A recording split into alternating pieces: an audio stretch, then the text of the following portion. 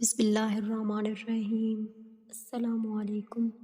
مجھے آج بھی وہ دن یاد ہے کہ جب میں اپنی شادی کے بعد پہلی بار پاکستان واپس آیا تھا۔ گھر کا ہر فرد ایئرپورٹ پر موجود تھا، جس میں میری 2 سال کی بیٹی رمشا بھی تھی۔ میری آنکھیں آمنہ کو ڈھونڈنے لگی تھی، لیکن اس کو وہاں نہ پا کے میں تھوڑا بے چین سا ہو گیا۔ خیر گھر والوں سے مل کر رمشا کو گود میں لیا تو وہ زور زور سے رونے لگی۔ ایان اسے مجھے دے دو، ابا کی آواز آئی تو فوراً ہی میں نے آمنہ کا پوچھ لیا، اماں آمنہ کیوں نہیں آئی مجھے لینے، اور پھر اتنی چھوٹی سی بچی کو بھی بھیج دیا۔ ایان تم پریشان مت ہو، وہ گھر پہ تمہارے لیے کھانا بنا رہی ہے۔ وہ کون سا روز روز کام کرتی ہے، آج سب لوگ تمہیں ملنے آئے ہیں تو اس لیے کھانا بنا رہی ہے۔ آپا کی بات سن کر خاموش ہو گئی۔ ایئرپورٹ سے گھر تک کوئی 1 گھنٹے کا سفر تھا۔ میں پورا راستہ رمشا سے کھیلتا رہا۔ اب وہ مجھے دیکھ کر ہنس رہی تھی۔ سب کچھ اچھا سا لگ رہا تھا، لیکن دل اداس تھا۔ کاش آمنہ بھی آ جاتی۔ 3 سال ہو چکے اسے دیکھے، کیا کھانا زیادہ ضروری تھا؟ ملنا نہیں؟ میرے دل میں کچھ عجیب عجیب سے سوال اٹھ رہے تھے۔ خیر گھر کے دروازے پر پہنچے تو آمنہ پہلے ہی گاڑی کی آواز سن کر پہنچ چکی تھی۔ دور سے دیکھا تو دل چاہا جا کے مل لو، لیکن نہیں، بس دور سے سلام کیا اور وہ ہلکی سی مسکراہٹ کے بعد پانی لینے چلی گئی۔ پورا دن مہمانوں کا آنا جانا چلتا رہا۔ گھر والے بہت خوش تھے۔ میرے دوست احباب ملنے آ رہے تھے۔ آمنہ کچن سے نکلی ہی نہیں، کبھی کسی کو چائے پیش کر رہی ہے اور کبھی کھانے۔ مانو یوں لگ رہا تھا جیسے میری آمنہ تو کہیں کھو سی گئی ہے۔ شام ہوئی تو کچھ رش کم ہوا، سب کھانا کھانے میں مصروف تھے۔ سوچا آمنہ کی کچھ مدد کروں، صبح سے بس کام میں ہی لگی ہے۔ ابھی اٹھ ہی رہا تھا کہ اماں نے بلایا، ایان میرے پاس آ کر بیٹھ جاؤ۔ جی اماں، آمنہ سے کچھ بات کرنی ہے، آ رہا ہوں۔ اسے چھوڑو، کام ختم کر کے خود ہی آ جائے گی۔ ویسے کون سا کام کرتی ہے، آج ہی کرنے لگی ہے تو کرنے دو۔ شاید یہ دوسری گانٹھ تھی جو آمنہ کے خلاف میرے دل میں لگی تھی۔ صبح جب آپا نے کام کرنے کا سنایا اور اب اماں کی بات پر میں بھی چپ کر کے بیٹھ گیا اور سوچنے لگا شاید اماں ٹھیک کہہ رہی ہوگی، آخر وہ میری ماں ہے، غلط کیسے کہہ سکتی ہے۔ رات کو جب سب سونے چلے گئے تو آمنہ سے کچھ بات کرنے کا موقع ملا۔ آمنہ اتنی چپ کیوں رہتی ہو، تم تو بہت بولا کرتی تھی، یاد ہے پورا دن ہم آفس میں تمہیں چپ کرایا کرتے تھے، کبھی باس سے لڑائی تو کبھی میڈم ارم سے۔ آمنہ اور میں ایک ہی آفس میں نوکری کرتے تھے۔ آمنہ مجھے پہلے دن سے ہی پسند آ گئی تھی جب وہ پہلے دن نوکری پہ آئی تھی۔ معصوم سی، پر بولنے پر پوری طوطا سی تھی۔ ہم نے 3 سال تک ایک ساتھ جاب کی، پھر مجھے باہر جانے کا موقع ملا تو جاب چھوڑ دی، لیکن آمنہ کو کبھی نہیں بھلا سکا۔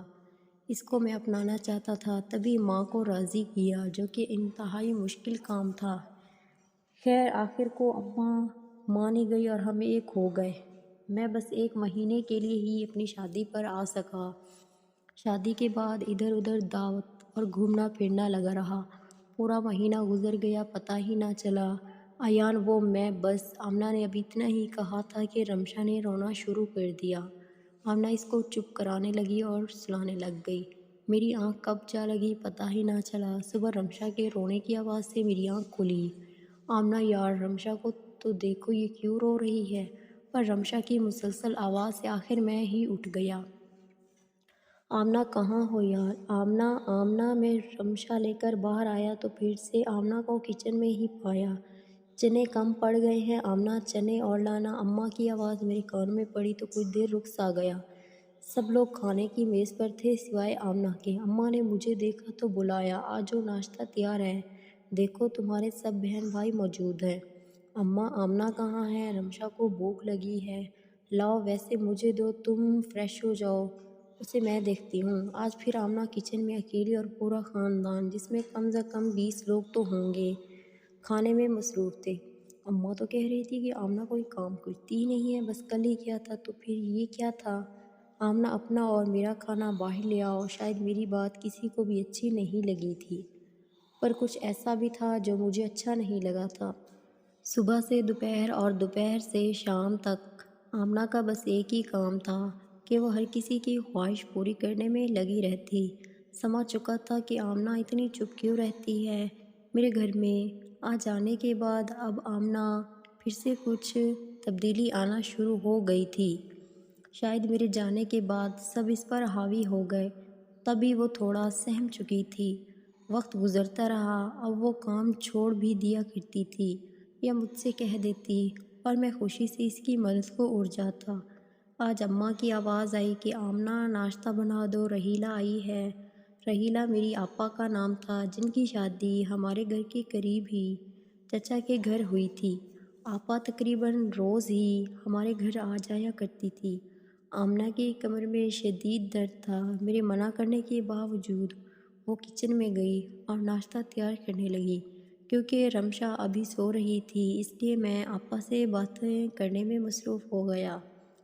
آپا ہم سب بہن بھائیوں سے بہت پیار کرتی تھی اور ہم سب ان کو بہت پسند کرتے تھے۔ ایان پلیز دسترخوان لگوائیں میرے ساتھ۔ میں ہاں میں سر ہلا کے اٹھ کھڑا ہوا اور آمنہ کی مدد کرنے لگا۔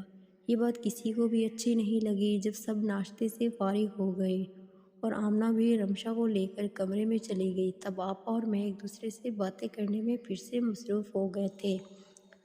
ایان تم جانتے ہو میں تم لوگوں سے بہت پیار کرتی ہوں، کبھی ایسا نہیں چاہتی کہ تم لوگ خوش نہ رہو، لیکن میری کچھ نصیحتوں پر عمل کرو گے تو سکھی رہو گے۔ آگے تمہاری مرضی ہے، میں تم پر جبر تو نہیں کر سکتی۔ جی جی آپا بولیں، آپ کو معلوم ہے کہ ہم سب بہن بھائی آپ کی اور اماں کی بات کو ضرور اہمیت دیتے ہیں۔ ایان تم اپنی بیوی کی مدد ضرور کیا کرو، لیکن اس کی حد تک، جب تک کہ تمہیں کوئی نہ دیکھے۔ اچھا تو نہیں لگتا تم برتن اٹھا رہے ہو اور خواتین والے کام کر رہی ہو۔ جو عادت تم آج اس کی ڈالو گے کل وہی رہے گی۔ جو اس کے کام ہے وہ اس کو ہی کرنے دیا کرو، آخر کو آہستہ آہستہ کر ہی لے گی۔ لیکن اگر عادت بن گئی تو پھر تمہیں ہمیشہ ہی اس کی مدد کرنی ہوگی۔ سوچ لو۔ آپا کی بات میرے دل کو لگی۔ دن گزرتے رہے، آمنہ مسلسل کام میں لگی رہتی۔ کبھی میرا دل چاہتا تو رمشا کو دودھ بنا دیتا، اس سے زیادہ کچھ نہیں۔ اماں نہیں چاہتی تھی کہ میں واپس دوسرے ملک جاؤں، بس پھر وہیں رہ گیا۔ کیونکہ میں ایک میک اپ کی کمپنی میں جاب کرتا تھا، تبھی اس حوالے سے گھر بیٹھے ہی کمپیوٹرز پر بہت اچھا کما لیتا۔ وقت گزرتا گیا، سب کچھ نارمل تھا۔ میں نے بھی غور ہی نہیں کیا کہ آمنہ کیا کرتے رہتی۔ جب میرے 3 بچے ہوئے تو گزارا تھوڑا مشکل ہو گیا۔ میری دونوں بیٹیاں تو اسکول جایا کرتی تھی، لیکن بیٹا ابھی بہت چھوٹا تھا۔ تبھی میں نے اور آمنہ نے ایک فیصلہ کیا کہ ہم بچوں کو بہتر تعلیم دینے کے لیے شہر شفٹ ہو جاتے ہیں۔ وہاں آمنہ نوکری کر لے گی اور میں گھر بیٹھے اپنی چیزوں کو سیل کروں گا۔ آپا سے مشورہ کیا تو انہوں نے بھی اس کی حامی بھری کہ ٹھیک ہے، بس اماں کو مت بھول جانا۔ میری تو خواہش تھی کہ میں اماں کو بھی ساتھ لے جاؤں، لیکن اماں اپنوں کو چھوڑ کے جانے کے لیے تیار نہ تھی۔ وہ بڑے بھائی کے ساتھ رہنے لگی۔ اب زندگی بے حد مصروف تھی۔ میں پورا دن شام تک آرڈرز ہی لیتا اور ان کو دوسری جگہ پر بھجواتا۔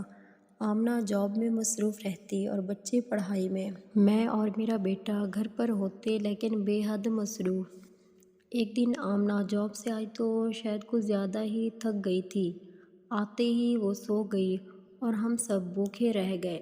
آمنہ تھوڑا بیمار رہنے لگی تھی۔ اب جب وہ جاب سے واپس آتی تو پہلے کی طرح چست اور توانا محسوس نہ کرتی۔ اب دوپہر کے کھانے کے ساتھ ساتھ ہم رات کا کھانا بھی ہوٹل سے منگوا لیتے۔ آمنہ روز کہتی کہ ایان مجھے ڈاکٹر کے پاس لے جاؤ، اور میں روز کام کی وجہ سے نہ جا پاتا۔ سالوں سال یوں ہی گزرتے رہے، نہ مجھے ٹائم ملا نہ آمنہ کی بیماری ٹھیک ہوئی۔ نہیں معلوم اسے کیا ہوا تھا۔ پھر ایک دن ایسا آیا جب میں خود بیمار ہوا۔ پیٹ کے درد نے جیسے میری جان نکال دی۔ سوائے آمنہ کے میرے پاس کوئی نہیں تھا۔ آخر میرے گھر والے بھی تو ہیں، انہوں نے میرا خیال کیوں نہیں رکھا؟ ایک دفعہ پھر مجھے احساس ہوا کہ میں آمنہ کے ساتھ زیادتی کر جاتا ہوں، لیکن یہ احساس شاید کچھ دنوں کا ہوتا تھا۔ پھر سے وہی زندگی جس میں میری خواہش ہوتی کہ آمنہ جاب سے واپس آ کے کھانا بنائے اور پورے گھر کو سنبھالے، اور جب بات میری مدد کی آتی تو میں اپنی تھکن کو آگے لے آتا اور آپا کی وہ بات کہ بیوی کی بیجا مدد نہ کرنا ورنہ ساری زندگی ہی کرنی پڑے گی میرے دماغ میں موجود تھی۔ آمنہ اور میں نے لڑنا شروع کر دیا، کبھی وہ ٹائم نہ دینے پر مجھ سے لڑتی اور کبھی میں کھانا نہ بنانے پر، اور کبھی تیرے گھر والے اور کبھی میرے گھر والے، بس یہی تو میں کر کے وقت گزرنے لگا۔ کبھی مان جاتے کبھی لڑنے لگتے۔ آج میں بہت اداس ہوں۔ آمنہ ہاسپٹل میں ہے، اس کو ڈرپ لگی اور میں خود کو کافی تنہا محسوس کر رہا ہوں۔ میں اور میرے بچے بس، اور کوئی نہیں ہے۔ میرے گھر والے آمنہ سے رسماں پوچھ کے جا چکے تھے، سوائے آمنہ کی امی کے اور کوئی نہیں جو اس وقت اس کے لیے بے چین ہو۔ مجھے آج وہ دن یاد آتے ہیں کہ کیوں ہم لڑتے تھے، اپنا وقت ضائع کرتے تھے، کیونکہ میری آپا نے مجھے یہ نہیں کہا کہ ایان اپنی بیوی کی مدد کیا کرو۔ یہ ہمارے نبی کریم صلی اللہ علیہ وسلم کو بے حد پسند ہے، کیونکہ میں آمنہ کو ہر دفعہ غلط کہہ دیتا اور بس مجھے یہی لگتا کہ یہ کام بس بھاگنے کے چکر میں رہتی ہے، کیونکہ ہر دفعہ میں اپنے گھر والوں کی بات کو صحیح سمجھ جاتا۔ میں نے اور میرے گھر والوں نے آمنہ کو بدل ڈالا تھا۔ وہ آمنہ جو زندگی جیا کرتی تھی، میں نے اس کی خوشیاں اپنے طعنوں سے ختم کر ڈالی۔ میں اس کا خیال تو بہت اچھے سے رکھتا، لیکن صرف پیسوں کی حد تک۔ آمنہ تم واپس آؤ، جو میں تمہارے بنا نہیں جی سکتا۔ تم میری زندگی کی ساتھی ہو، مجھے تمہارے ساتھ رہنے کی عادت ہے، بس ٹھیک ہو جاؤ۔ یار مجھے آج سب کچھ سمجھ آ گیا تھا کہ وہ تو کھانا بھی نہیں بناتی تھی، پھر بھی کیوں تھک جایا کرتی تھی۔ صرف کھانا بنانا گھر کے کاموں میں شامل نہیں ہوتا، اور بھی بہت کچھ ہوتا ہے۔ آج کل میں بھی کھانا باہر سے منگواتا ہوں اور پھر بھی بہت زیادہ تھک جاتا ہوں۔ پورا دن میں 5 منٹ کا آرام نہیں کر سکتا۔ آمنہ تم سچ کہتی تھی کہ ایان صرف مرد ہی کیوں تھکتا ہے؟ آخر عورت کیوں نہیں تھکتی؟ اس کو اجازت کیوں نہیں ہوتی کہ وہ اپنی تھکن کو بیان کر سکے؟ میں اپنے سب بہن بھائیوں سے یہ ضرور کہنا چاہوں گا کہ جو غلطی میں نے کی ہے آپ لوگ کبھی مت کرنا۔ اپنی بیویوں کے لیے ٹائم نکالو اور ان کے بھی نخرے اٹھاؤ، کیونکہ وہ ان سب کو بہت پسند کرتی ہیں۔ اور اگر تم چاہتے ہو کہ تمہاری بیوی جوان اور حسین رہے تو اس کی تعریف کیا کرو۔ جو مرد حضرات اپنی بیویوں پر بہت زیادہ غصہ کرتے ہیں، ان کی بیویاں جلد بیمار اور بوڑھا ہونا شروع ہو جاتی ہیں۔